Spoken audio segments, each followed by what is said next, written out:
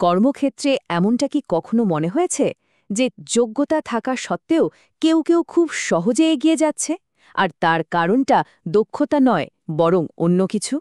হ্যাঁ, আজ আমরা ঠিক সেই অদৃশ্য কিন্তু ভীষণ শক্তিশালী সমস্যাটা নিয়েই কথা বলবো, যেটা আমাদের পেশাগত জীবনকে ভেতর থেকে নষ্ট করে দিচ্ছে।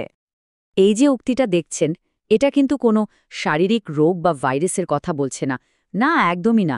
এটা বলছে একটা আচরণগত মহামারীর কথা, যেটা আমাদের আজকের শিক্ষিত সমাজে, বিশেষ করে আমাদের কর্মক্ষেত্রে নীরবে ছড়িয়ে পড়ছে।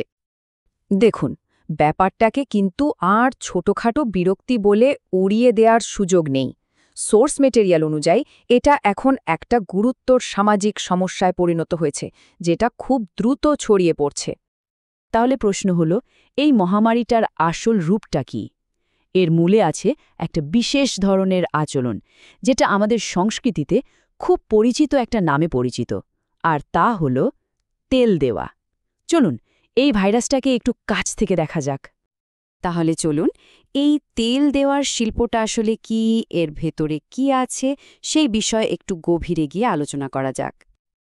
তেল দেওয়া শব্দটার একটা আক্ষরিক মানে তো আছেই, কোনো কিছুকে মসৃণ করা, কিন্তু এর আসল শক্তিটা লুকিয়ে আছে এর ভেতরের অর্থে। মানে ঊর্ধ্বতন কাউকে অতিরিক্ত প্রশংসা করে, তোষামোদ করে তার থেকে কোনো সুবিধা আদায় করা। এটা কিন্তু নিছক প্রশংসা নয়, এর পিছনে একটা খুব পরিষ্কার উদ্দেশ্য থাকে। তো এই সমস্যাটা ঠিক কতটা ব্যাপক দেখুন, সমাজের একদম নিচু স্তর থেকে শুরু করে একেবারে শীর্ষ পর্যায় পর্যন্ত এর বিস্তার। আর এই চর্চা করার লোকেরও কোনো অভাব নেই। বিশেষ করে প্রাইভেট কোম্পানিগুলোতে এই প্রবণতাটা যেন সবচেয়ে বেশি চোখে পড়ে। আচ্ছা, এখন প্রশ্ন হলো, মানুষ কেন এই কাজটা করে? এই যে তোষামোদ, এর পেছনের আসল উদ্দেশ্যটা কি? চলুন সেটাই এবার খুঁজে বের করার চেষ্টা করা যাক। এই আচরণটাকে বোঝানোর জন্য একটা অত্যন্ত শক্তিশালী আর সোজাসাপটা রূপক ব্যবহার করা হয়েছে, বসের পা চাটা। এই তুলনাটাই কিন্তু এর অশোভন আর উদ্দেশ্য প্রণোদিত দিকটাকে খুব স্পষ্টভাবে তুলে ধরে। মজার ব্যাপার হলো, এই পুরো প্রক্রিয়াটা কিন্তু কয়েকটা ধাপে কাজ করে। প্রথমত, বসকে তোষামোদ করা।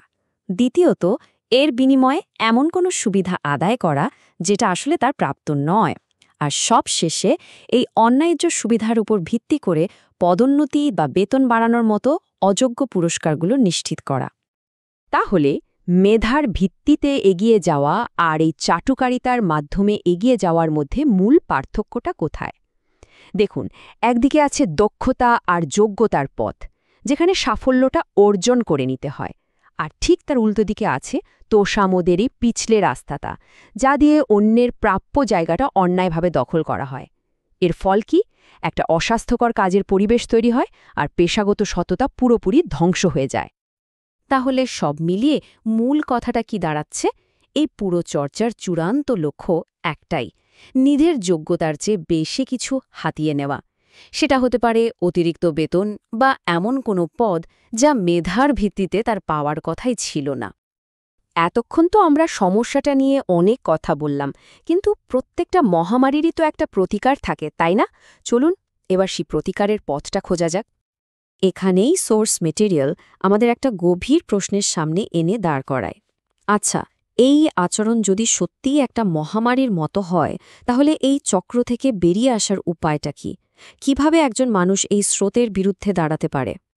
আর এখানেই আমরা আমাদের আজকের আলোচনাটা শেষ করব, সোর্স থেকে নেওয়া একটা চূড়ান্ত আর খুব গুরুত্বপূর্ণ প্রশ্ন দিয়ে। এই মহামারী থেকে নিজেকে বাঁচাতে বা এর থেকে বেরিয়ে আসতে একজন মানুষের মধ্যে ঠিক কী কী গুণ থাকা দরকার? এর উত্তরটা হয়তো আমাদের সবারই নিজের ভেতরে খুঁজে দেখতে হবে।